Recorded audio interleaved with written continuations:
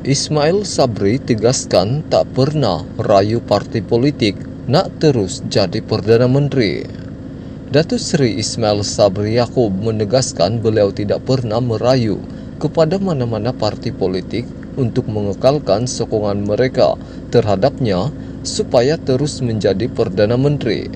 Perkara itu dinyatakan Ismail Sabri selaku plaintiff bagi menjawab pembelaan yang difailkan oleh pemilik agenda Daily Media Enterprise Muhammad Izwan Muhammad Zubid yang disaman berhubung penerbitan artikel bertajuk Ismail Sabri bimbang jadi Perdana Menteri paling singkat.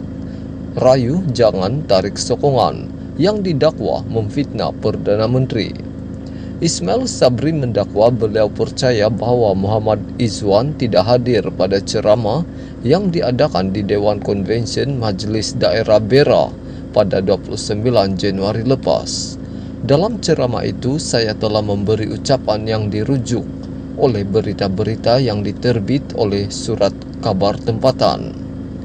Pada masa material sebelum penerbitan artikel itu, defendant tidak menghubungi saya untuk mendapatkan pengesahan atau penjelasan berkenaan dengan ucapan di konvensyen berkenaan.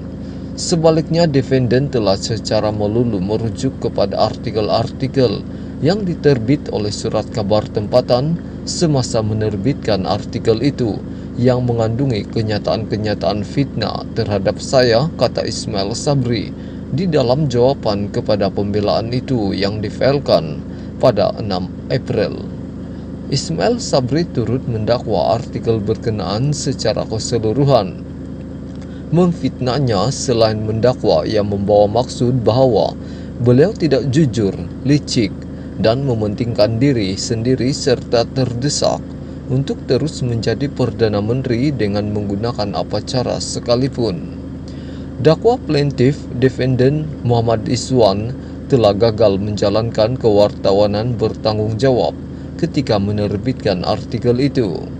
Ismail Sabri mendakwa semasa menulis artikel itu, defendant dipengaruhi atau didorong oleh niat jahat kerana pada masa itu, defendant tahu bahawa pilihan raya negeri Johor akan diadakan pada 12 Mac dan matlamat defendant adalah untuk memperkecilkan dan menjejaskan reputasi plaintiff sebagai seorang ahli UMNO dan Perdana Menteri. Alasan yang digunakan oleh defendant untuk kononnya menunjukkan kewartawanan bertanggung jawab adalah sama sekali tidak berasas dan tidak boleh dipertahankan dakwa Perdana Menteri. Pada 4 Mac, Mahkamah Tinggi membenarkan permohonan Ismail Sabri untuk memperoleh injuksi ad interim terhadap Muhammad Izwan bagi mengekalkan status quo sementara menunggu pelepasan permohonan injuksi interparti iaitu dua pihak pada 27 April. Pada 18 Februari, Ismail Sabri memperoleh perintah injuksi sementara daripada Mahkamah Tinggi supaya defendant memadamkan artikel yang diterbitkan dan daripada membuat sebarang kenyataan berkaitan beliau. Dalam pernyataan tuntutannya, Ismail Sabri yang memfailkan saman itu atas kapasiti pribadinya mendakwa pada 30 Januari lepas, agenda Daily Media menerbitkan artikel di dalam laman webnya yang mengandungi pelbagai kenyataan berniat jahat, fitnah dan tidak benar berkenaan plaintiff. Beliau mendakwa artikel itu antaranya membawa maksud bahawa beliau terdesak untuk terus menjadi Perdana Menteri dengan apa cara sekalipun dan sanggup merayu kepada parti politik tertentu supaya tidak menarik sokongan terhadapnya, selain mendakwa temponya sebagai Perdana Menteri adalah tempo yang paling singkat di dalam sejarah Malaysia.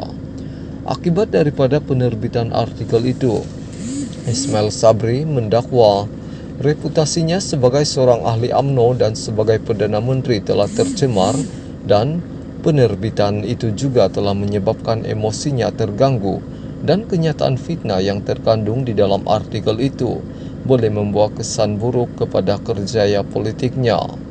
Ismail Sabri memohon satu perintah injuksi agar defendant memadamkan artikel berbau fitnah itu dalam semua laman web dan media sosial yang dikendalikan oleh defendant. Selain memohon perintah injuksi untuk menghalang defendant atau agennya daripada mengeluarkan kenyataan fitnah serupa terhadap plaintiff.